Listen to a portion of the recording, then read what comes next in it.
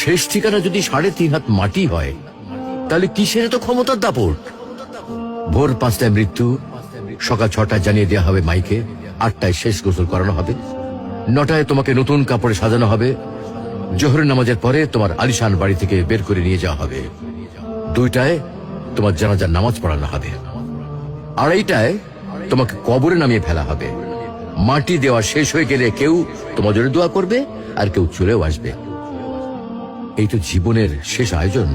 তো কিসের তো অহংকার, কিসের তো ক্ষমতার দাপট? হ্যাঁ, ক্ষমতা কারোর জন্য চিরস্থায়ী নয়।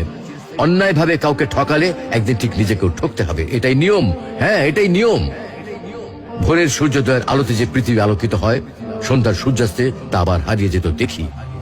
অসত্য দিয়ে সত্যকে কখনো ঢেকে রাখা যায় না। প্রকৃতি বড়ই নির্মম, কবে কখন কোথায় কার উপর আঘাত হানে তা একমাত্র উপরওয়ালাই ভালো বলতে পারেন।